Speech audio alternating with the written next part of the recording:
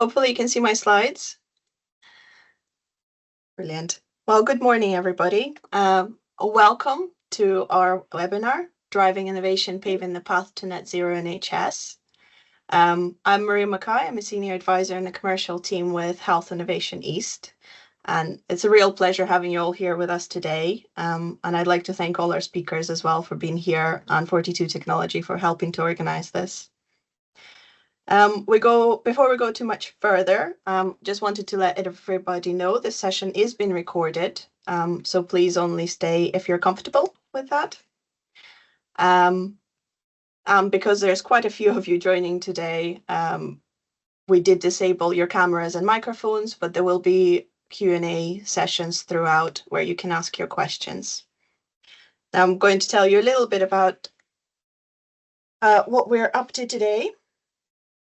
So as you can see, we have quite a packed agenda for you. We have some great speakers. There'll be some case studies and tools and strategies to assist you in your sustainability journey. We hope this workshop will be really informative and engaging, and we hope that by the end of the session, you will have a kind of clear understanding of the NHS ambitions, expectations around sustainability, and the challenges that the NHS is facing in achieving those. I also hope it'll give you some new ideas and tools and a sense of empowerment to help NHS reach the net zero goal, but also broader than this, help you to make your company and organization more sustainable. So I'd like to welcome Sami from EcoSourcing Hub. Give me just 1 second to reshare my slides. He's going to tell us about carbon accounting. A very interesting topic for today's session. Definitely. Here we go. Can you see that? Yes. Yeah. Thank you, Maria, and welcome all to the introduction of carbon footprint calculation. If we go to the next, Maria, please. In today's sessions, we will be exploring how small and medium businesses, particularly those in the health sector, can effectively approach carbon accounting, develop a comprehensive carbon reduction plan, and progress toward achieving net zero emissions. This presentation will last about 30 minutes, with the final 10 minutes dedicated to addressing any question you may have. We will begin by an introduction, an overview about EcoSourcing Hub, followed by a detailed explanation about the GHG protocol, and including, of course, an in-depth look at the emission category. Then we will highlight the concept of net zero, which is, I know most of you now very well known about it, but a little bit extra about it and how we can differ from the carbon neutrality. Next, we will cover the reduction activity that can help lower our emissions and how you can engage with our service to support. Also, we're gonna also discuss very briefly about Evergreen Assessment before concluding this session with a Q&A session. So if you go to the next slide, please. So my name is Sami, and I'm from EcoSourcing Hub. I bring over 15 years of experience in procurement with strong skills in ethical and environmental practice. As a senior consultant at EcoSourcing Hub, my role is to deliver a practical solution. We focus very much on practical solution based on my deep understanding of supply chain, particularly in the health sector. Our aim is to help our clients transition to more eco-friendly practice while ensuring their critical operation remain uninterrupted, focusing on both cost and emission savings. And next slide, please. At EcoSourcing Hub, yes, thank you. At EcoSourcing Hub, we specialize in carbon accounting. We serve clients primarily in the UK, where 60% of our clients are based.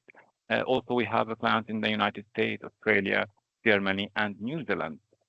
We focus mainly on the health sector, which accounts probably for 80% of our business. Our mission is to provide affordable and effortless carbon calculation service that place probably minimal burden on our clients, especially small and medium businesses, because of the lack of resource. If you go to the next slide, please.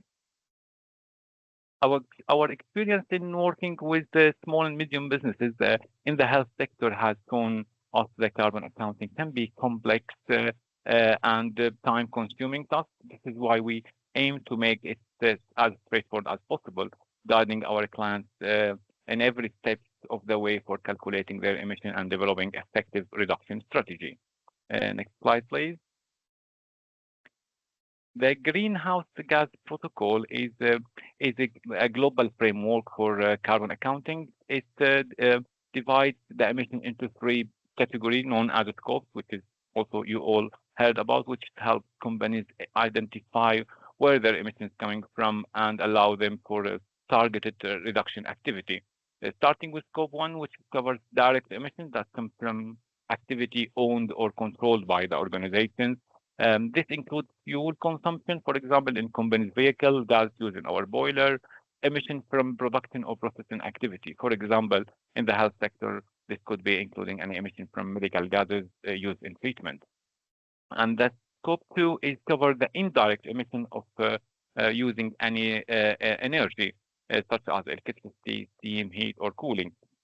Although the organization itself does not produce any emission directly when using electricity or burst steam or heat, but emission may be occurring when this energy being generated. For example, if electricity produced from fossil fuel, this emission need to be addressed and reported on this category we call scope 2. Understanding the scope 1 scope 2 is essential because they present our direct responsibility and are entirely under our control. Therefore, reducing this emission is the first step. However, it's important to note that the majority of companies' emissions are often found on scope 3, which will be our next slide. If you can go to the next slide, please, Maria. The scope 3 emissions include all other indirect emissions occurring across the organization's entire value chain, from suppliers right through all the way to the customers. Starting with the first category, which is purchase goods and services, imagining everything your business needs to operate, from raw material to maintenance service, any other service like HR consultancy, carbon accounting consultancy, and advertising. All of these activities carry embedded carbon emissions that contribute to your scope 3 emission, and we need to calculate it. Again, we go to the machinery and assets which we purchase, which we referred as a capital goods, also have an emission linked to their production and must be reported under this scope. Also, we go to the fuel and energy related activity that are not captured under scope 1 or 2. For example, the transportation of diesel to the fuel station, the loss in electricity during the transmission. This emission needs to be also calculated under scope 3. Then there is the transportation of goods from your tier 1 supplier to your warehouse. This emission was called the upstream movement, also fall under the scope 3. Even your waste, the waste your business generate require processing, and that process also itself results in emissions. Now think about business travel as well. Every flight, train, ride, taxi journey, hire car, trip taken by you or your team add to scope 3 emissions. The same way, how also your employees commute to and from work contribute to these emissions. And of course, we go further than that. Any leased assets, you lease any asset also would keep you running, also fall under this category, any emission coming from that. And also scope 3 doesn't stop there, it extends downstream. What we mean by downstream is the next towards your client. So include emission from transportation of the goods product to your client, regardless if you pay or you don't pay for it. And also how this product be processed, and also how this if there's any emission created when your customers use your product over their lifetime. Think about a monitor, how much it consumes electricity during the life cycle. We need to calculate it and report it in your scope 3 emission. Finally, the end of the product life after the plant uses for a couple of years and then need to be disposed or recycled, also need to be having some emission need to be calculated and considered. This scope also includes emissions from assets you lease out, any franchising you operate, or any investment you made in any project. Also, if there's any emission, we need to calculate it here. For most organizations, actually, particularly in the health sector, this scope 3 often have the largest portion of your carbon footprint. That's why fully understanding this emission and developing a comprehensive strategy to reduce them is really essential. I want you to highlight something when we calculating carbon footprint. There is a different way to estimate the emission, and the choice of method depends on the level of details, the accuracy, the availability of the data. One simplest way is, and most commonly used, of course, is what's called spend-based approach. We're looking for your company's expenses. Think about every pound or euro you spend on any service or product. There's like industry average for this emission to estimate the emission from that. So we multiply the amount of money spent on particular goods or service by the average emission factor for this industry to calculate your estimated carbon embedded on this purchased goods and services. The second one is activity-based approach, offers more detailed and accurate picture of your emission. Instead of looking what you spend, we look at your actual data involved. For example, the number of miles driven, the amount of energy consumed, how many kilograms of that material used, and then we also multiply that by a special emission factor to calculate your emission from this area. This method requires more specific data, but gives us a clearer understanding of your carbon footprint because it's based on real, measurable activity. And again, going down the line, reduce that one would be much easier. Finally, we will have our supplier-specific data, which is absolutely the most precise, but also most complex way of calculating your carbon footprint. In this case, you go directly to your supplier, gather some information about their emissions, how they make the production, and what the service you're providing to you. This data often collected through questionnaire, sustainability report, or direct communication, and of course, some of them provide them with your product. Since it's based on the actual emission from your specific suppliers, offer the most accurate insight into your carbon footprint. Of course, it required transparency, collaboration from your supply chain, which can be challenging to obtain. What we can see that spend-based approach is like taking a broad, high-level snapshot based on financial spend, while we can see the activity-based method zoom into measure the actual action and the result used. The supplier-specific approach go even farther, delivering a high accurate picture about your emissions. And we believe each of these methods have its place, and often a combination of this approach provide the most comprehensive view of your carbon footprint. And also we can move between year on year to improve some of these. So we can start by year one, focusing mainly on spend base because it's easy, it's good to start. And then year two and year three, we try to dig down on a specific area and try to obtain some information and bring more activity data to that. So this is what we're speaking about GHG protocol. Can you go to the next slide, please? Thank you. The net zero commitment, which is, I know you've heard a lot today about it, which is, I think, the aim of this webinar. Calculating your carbon footprint is the absolutely only first step in this journey. The ultimate goal is to reduce this emission and achieve your net zero.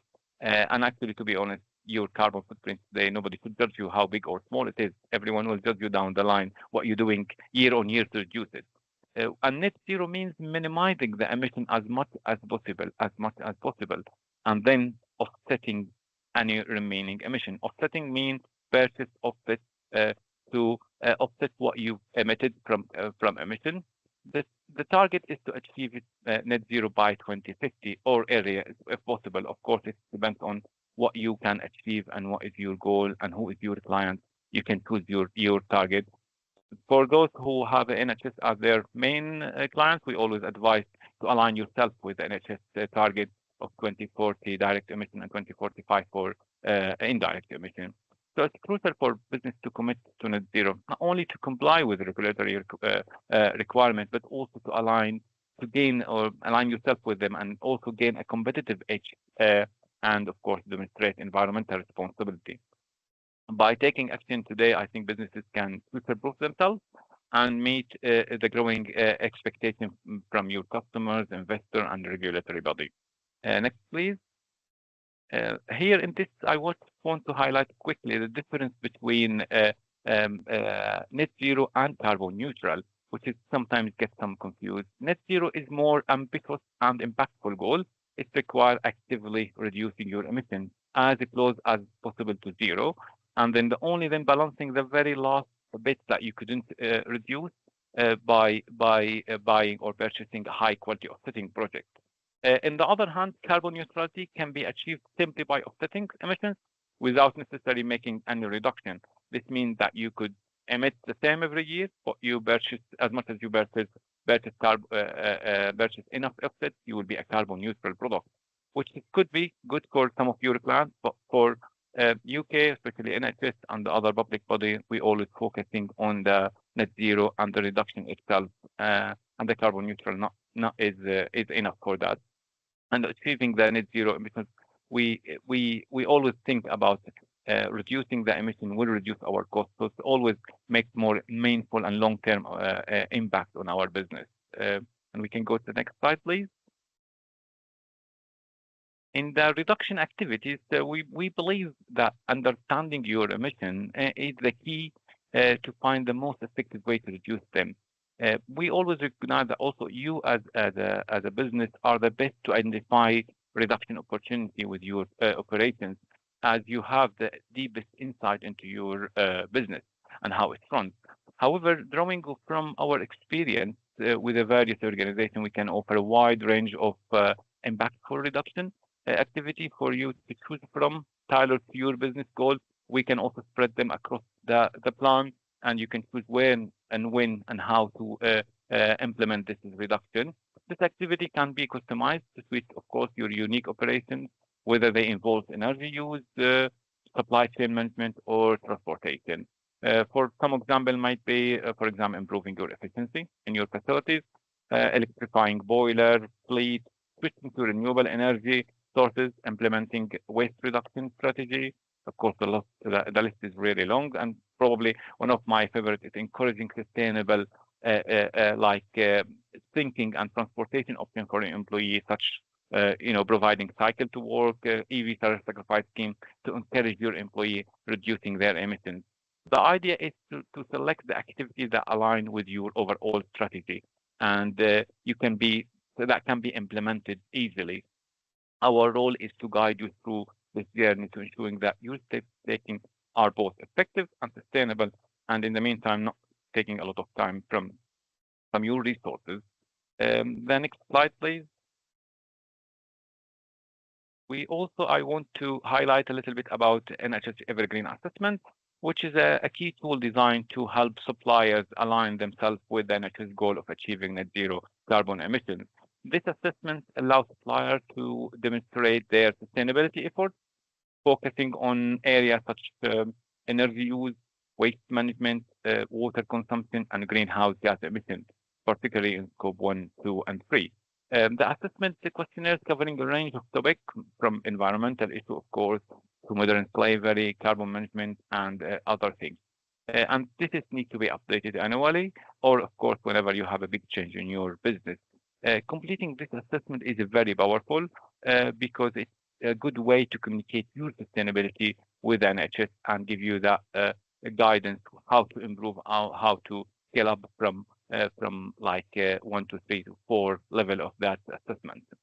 Let's go to the next slide, please. Let me start how to start with us.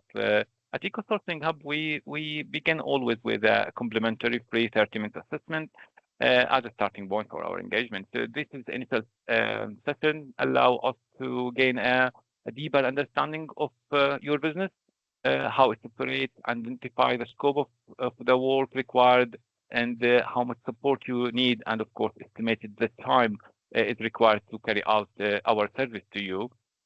Of course, we appreciate that every organization is unique. Some clients prefer that we manage the entire process for them from start to finish, while others want to be more involved but require the guidance and support. Over time, we also seen the clients transition between full service to taking more responsibility themselves, and also we always have this flexibility to allow that.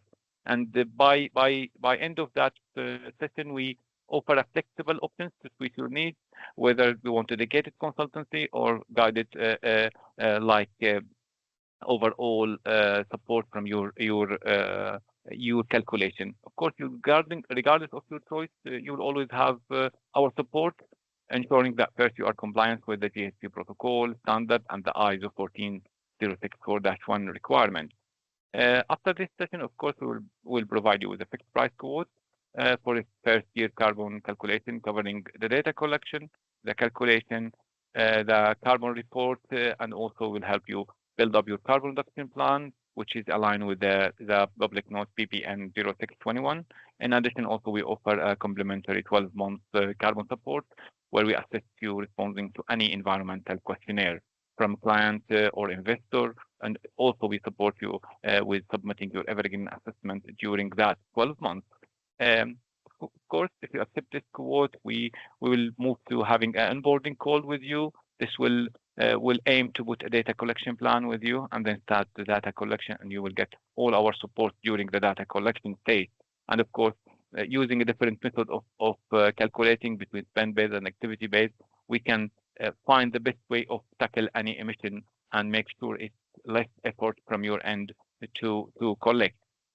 And of course, after we finish the data collection, we will start making the carbon calculation using our platform, which we then provide you with your carbon footprint report.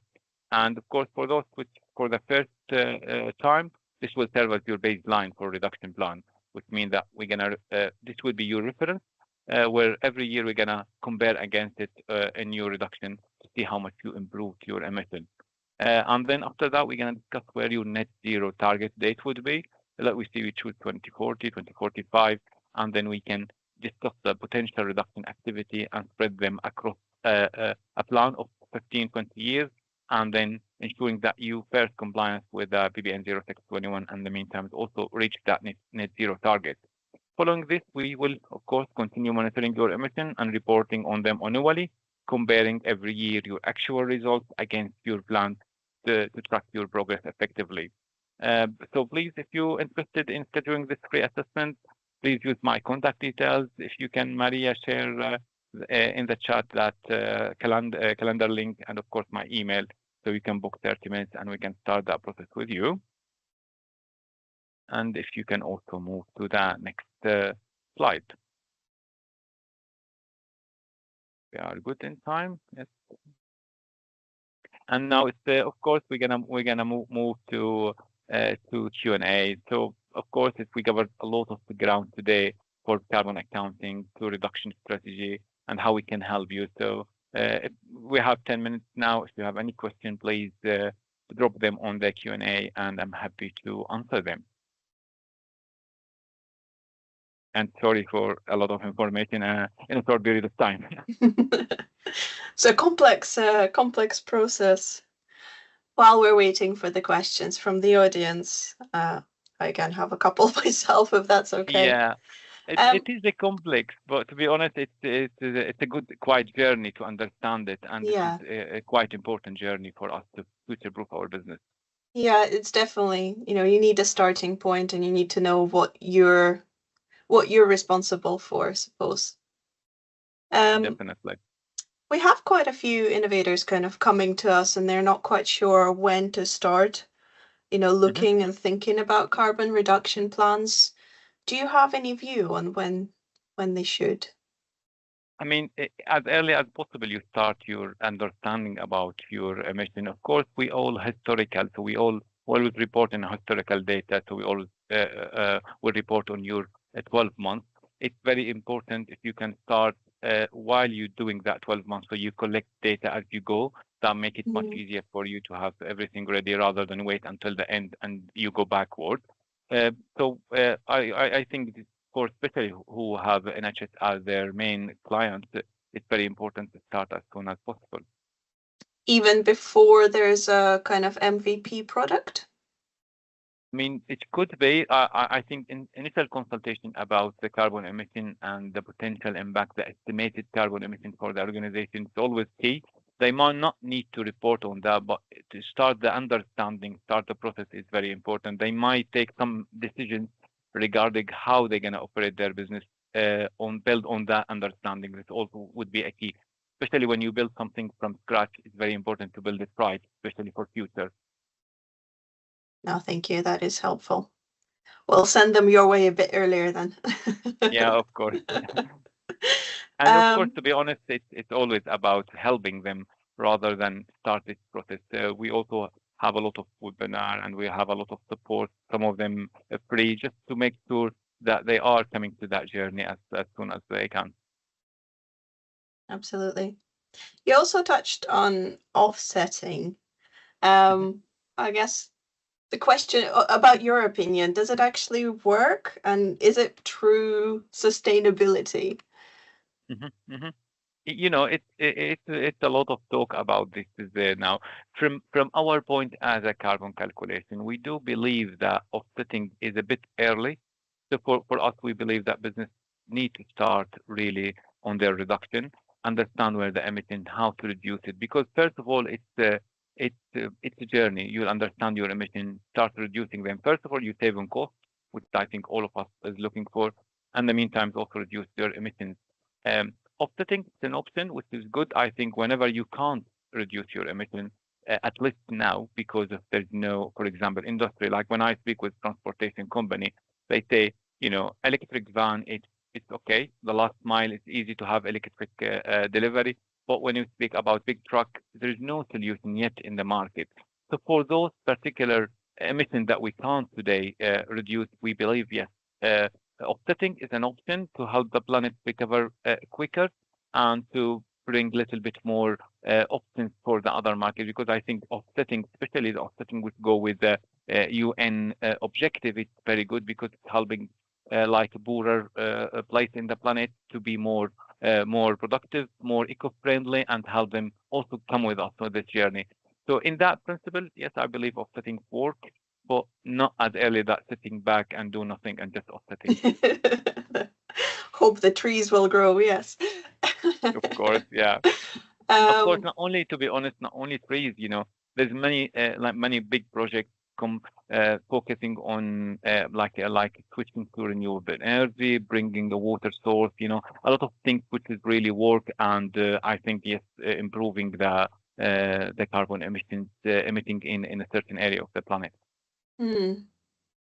We've got a question about how much time will it take from our resources?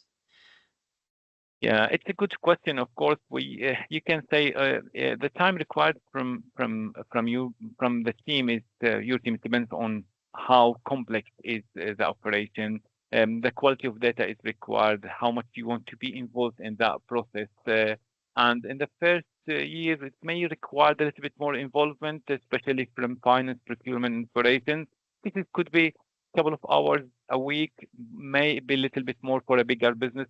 But what we're trying to deliver here is more effortless, because we will guide you how to get the collection of the data. For example, we do have AI tools to reduce the time required for the data. Instead of saying, for example, your finance team, please put that on spreadsheet and calculate every emission. We can tell you, send all the PDF invoices, and we can introduce, you know, bring them to our AI tools and extract the required information.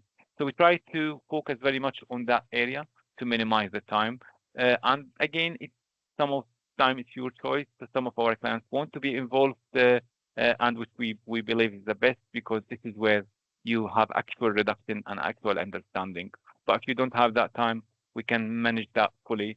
And for smaller business, might take only a couple of hours for the first month, and probably another hour in the coming months to finalize the study. And linked to that, there's also how much does the service cost? Yeah, it's a good question. It goes always thinking, especially for startup. The cost always depends on the complexity, because we are consultancy, so we work on time. But what we do, we estimate the time required for this business. So could be from £1,000 all the way to probably several thousand pounds, depending on the size of the business. Like we say, like a business with 10 people, small production site, one site, small fleet, probably would be not more than like £1,000 or £2,000. bigger organization could be bigger depending on how much time is required for the data collection. But again, we believe that we always try to bring the most cost-effective, affordable carbon solution for our clients. And also we advise them on two ways. We can also advise them if they have the time. We can provide them the tools for a very competitive price, and we guide them through doing that process so they will have it even more affordable. And another question related to cost is the cost similar every year? Okay, that's a very good also question, which first year usually is the highest cost because where you're implementing your process, we will spend a lot of time understanding the business and of course lay the groundwork for the years to come, and especially creating a reduction activity. So we believe year 2 and onward will be a little bit less cost than year 1. Of course, if there's any expansion or there's like different type of operation coming in year 2, probably the price would be again going up. But generally speaking, if we stay the same, year 2 onward would be more affordable than year 1. Another question, with your clients, how accessible is data on Scope 1 emissions when assessing carbon impact? Are you seeing a greater implementation of continuous monitoring systems for Scope 1 emissions such as CO2 and methane? I mean, it's again, it's a very good question. It's depending on the data required. Always we need to balance between the tool we use and how much time is required. For example, smaller business, they might not need that system because it's quite expensive system. We probably work in different way. However, implementing this technology always will provide more accurate and straightforward data, and of course reduce the time required for the data collection as well. I guess there's a bit of a question is, are you seeing that shift of the bigger companies starting to use continuous monitoring more? Definitely, especially in the area where productions, we work with some farms as well across Australia, New Zealand. Also, there's a lot of monitoring system.